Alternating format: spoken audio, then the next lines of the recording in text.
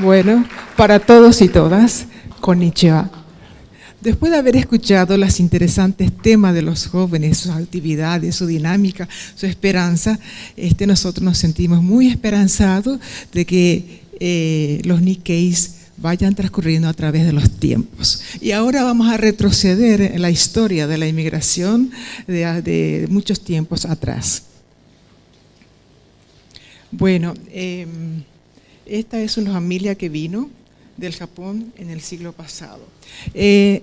Recabando la historia de la presencia japonesa en América, vemos que hubo un Francisco Japón en el año 1596 que vino al Perú. ¿Y por qué le pusieron el nombre de Francisco? Tal vez vino como un polizonte dentro de un barco, porque era una época en que todavía Japón prohibía la salida de los japoneses al exterior. Luego tenemos la misión Tsunenaga Hasekura, que fue a Acapulco, México, y luego a Habana, Cuba. Y recientemente el gobierno de Cuba erigió una estatua en honor a esta Hasekura por ser el primer japonés que visitó Cuba. Después tenemos en Brasil, en Florianópolis, también en New England, en Estados Unidos, a Manjiro Nakahama. Después, en el año 1868, se inicia la apertura de la inmigración japonesa de una manera mucho más masiva. Muchos extranjeros también contribuyeron para la inmigración de japoneses, pero después el gobierno del Japón, con la creación de la política de Estado, creando el Ministerio de Asuntos de Inmigración, llamado también en japonés Takumusho, empezaron la salida de los inmigrantes japoneses al exterior. Bueno, ¿por qué fueron los motivos por los que los japoneses salieron del Japón?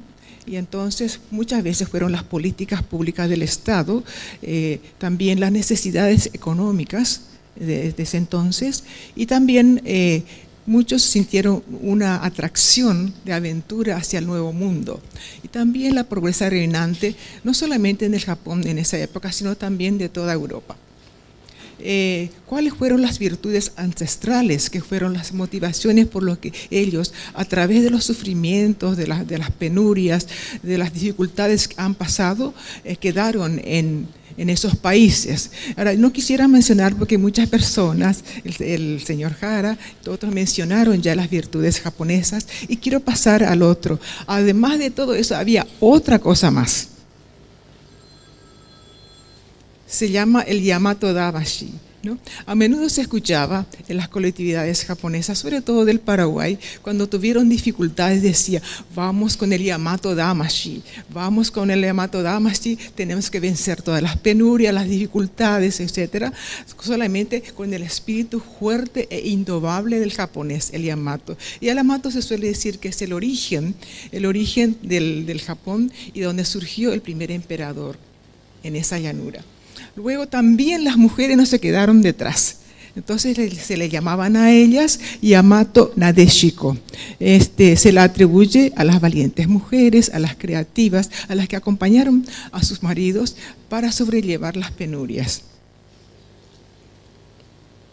Bueno, ¿cuál es la mejor escuela? Según el historiador Hiroshi Saito del Brasil, él dijo: el hecho de errar, experiencias amargas, es una escuela de cultura humana. Se aprende los que se pueden sobresalir con alguna labor independiente. Eso llevó en el alma del pueblo japonés para seguir adelante con la inmigración.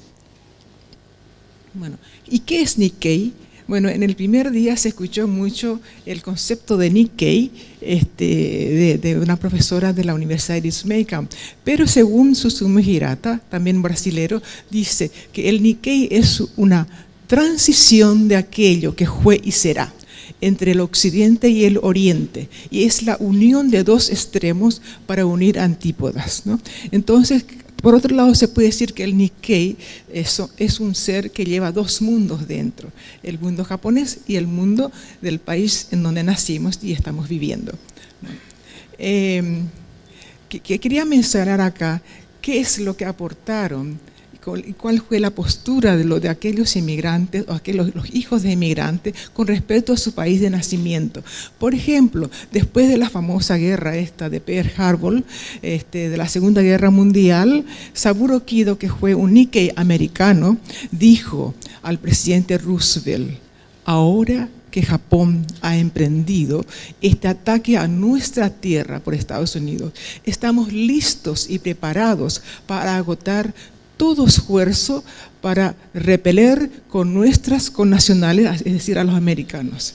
Y fue así que se formó lo que se llama el Batallón 442, integrado totalmente por Nikkeis americanos, y que fueron a pelear en Europa, y fue el mejor batallón que existió en los Estados Unidos, ¿no?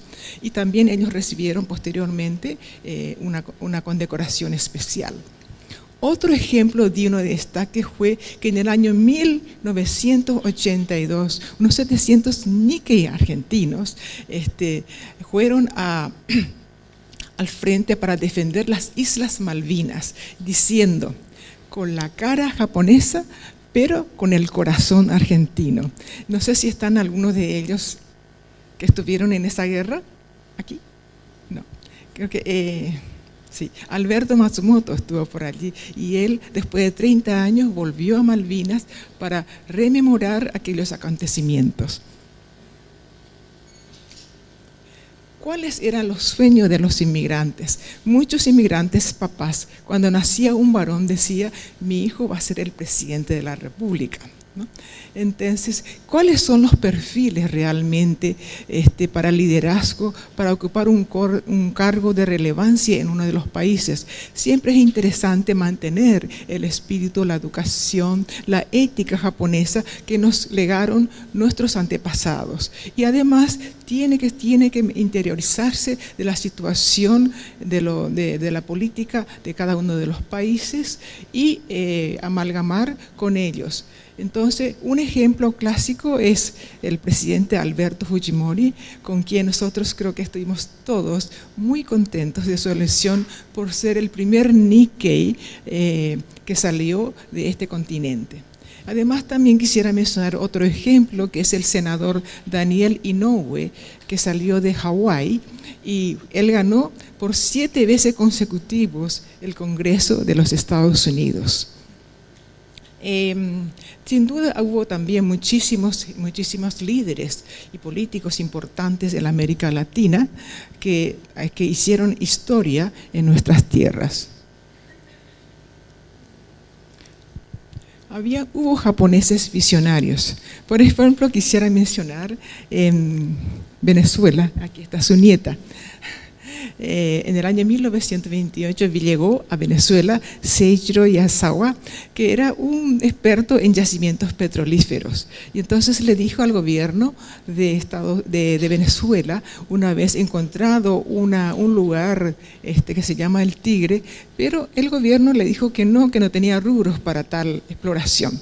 Él se dedicaba a otras cosas, pero ¿qué pasó con el petróleo? Él fue justamente el que descubrió el petróleo en Venezuela y posteriormente se quedó como el rey del petróleo los venezolanos, ¿no? Después también quisiera mencionar en Colombia al señor Yuzo Tateshima, que también es el primero que exportó el café en Japón, ¿no? Después, por otro lado, en el Paraguay también hubo otro líder de la comunidad Nisei, que espero que me disculpe porque es mi padre, que le voy a mencionar, que se llama Isakazu Kasamatsu, fallecido ya. Él dedicó toda su vida entera a la comunidad japonesa para la inmigración, para recibir a los inmigrantes en el asentamiento, y también lo que él buscó es la felicidad y la seguridad de los inmigrantes, de tal forma que fundó la Comisión de Asociación de Jóvenes, Asociación Japonesa, Asociación de Ancianos, luego otra vez volvió a formar federaciones de todas estas entidades, y al final él construyó una parte del edificio de la Acción Japonesa de Asunción, y también el Centro Social de beneficencia para ancianos japoneses del Paraguay. Esta es una cuestión específicamente para ver la cuestión del omiai, Como ustedes saben, el Aumiai es un encuentro casual programado por otras personas, ¿no? Entonces, según Alejandro Sacuda, un historiador y periodista de Perú, rememoró la historia y dijo que generalmente en el Aumiai se envían las fotografías, se va a la casa de fotógrafos, a los peluqueros y se presentan las mejores formas. Entonces vienen las mujeres japonesas para casarse con ellos y alguna de ellas dice, encuentra a un joven curtido por el sol, curtido por el trabajo, y hay una cierta costumbre de los japoneses que quieren mostrarse tal cual como es, con su ropa de trabajo, y entonces sale las chicas y dicen, no, este no era mi candidato, yo me quiero volver al Japón, no, y se ponen a llorar. Entonces hubo muchos casos de eso que no aceptaron. Entonces es importante la afinidad y la química. Y por otro lado, hubo mujeres que aceptaron su sino y formaron hogares japoneses cuyos descendientes están aquí, los nietos, los bisnietos, etcétera, en honor a esa mujer valiente que aceptó la vida y la comunión con un nuevo hogar, y de esa manera se formó una familia realmente respetable. Y también para muchos japoneses el matrimonio no es la culminación del amor, el matrimonio es una especie de compromiso social para el futuro, ¿no? Y entonces muchas veces dijeron, otra vez se le preguntó, ¿por qué si no hay amor se casan? ¿Cómo se van a aguantar? Entonces dice, el amor viene después, ¿no? No como en el mundo occidental, que el amor vino primero, después por el camino ya se cansó y se quedó por ahí. En el caso japonés, el amor viene después, entonces es mucho más duradero. Dice que no todo es pérdida, hay ganancias, ¿no? Una vez Carlos Kasuga, presente aquí, nos comentó que durante la Segunda Guerra Mundial a todos los japoneses de México que vivían a las colonias lo obligaron a que vinieran a las grandes ciudades. Entonces en las grandes ciudades, por supuesto, hay oportunidades, hay mejor educación y poder ir a las universidades, hacer contacto con otra gente, con los nacionales también, y es el gran ejemplo que tenemos acá Carlos Kasuga, que aprovechó las bondades de todo eso que ofreció México y se ha convertido en el líder de la comunidad Nikkei y también de los mexicanos, y a la vez como un líder de la comunidad internacional.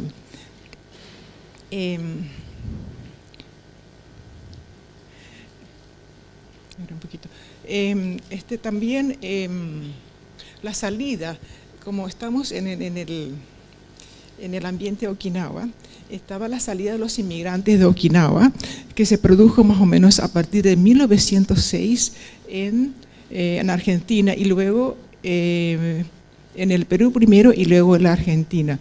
Pero la salida masiva de los inmigrantes, según la investigación hecha, han salido después de la Segunda Guerra Mundial y durante la ocupación americana. Y según la profesora Asaka, que está presente acá, dice que salieron sin nacionalidad con el pasaporte americano.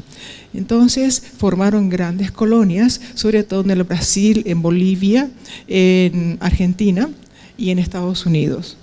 Y en el año 1972 el gobierno americano le devolvió al Japón la isla de Okinawa, y casualmente yo vivía en Tokio cuando eso, y fuimos a visitar la isla y estaba totalmente desértica, era puro muertes, era puros cementerios y era un lugar desértico. Y entonces lo único lindo que tenía el ejército de ocupación guardó el mejor lugar en el centro de la zona.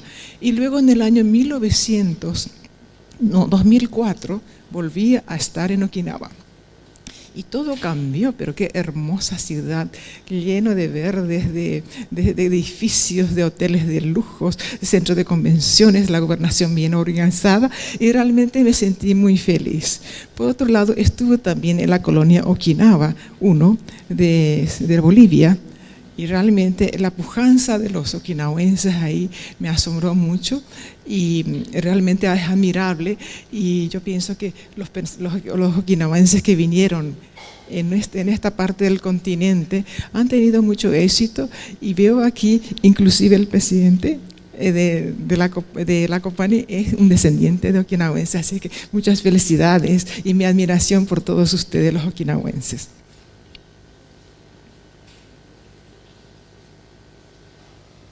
Bueno, este es un fenómeno fuera del continente, que en el año 1560 y tantos, 613, perdón, en la visita que hizo Hasekura Tsunenaga, que era en principio irse a visitar al Papa, y por el camino se quedó en Sevilla, en España, y muchos samuráis se quedaron ahí y dijeron, ya no queremos volver al Japón.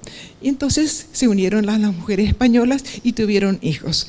El fenómeno es que todos los descendientes de estos samuráis se apellidaron Japón. Entonces hay unos 600 Japón allá, 600 Japón, familias Japón ahí. Entonces todo ese fenómeno le dio mucha, es una novedad grande. Entonces el príncipe heredero, Naruhito, vino este año en el mes de junio para visitar a los Japón. Emi, bueno. Emi, te molesto solo un segundo, tenemos que ir cerrando la ponencia. Cerrando. Gracias.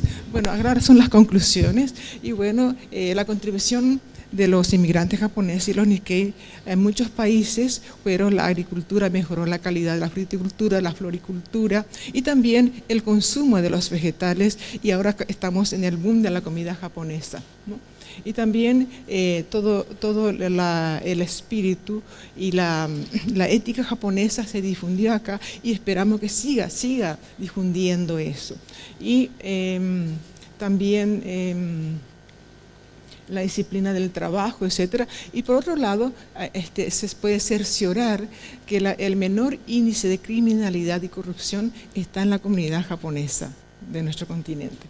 Y para terminar, el continente americano es un continente que está poblado por jóvenes, ¿no? Ya sea jóvenes nacionales y también de los Nikkeis. Entonces, es la tierra de oportunidades y del futuro para todos los jóvenes que de hoy en adelante van a surgir.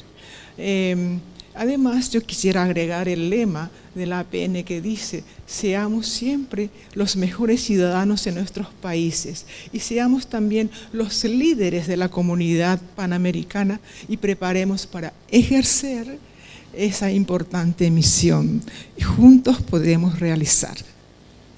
Muchas gracias.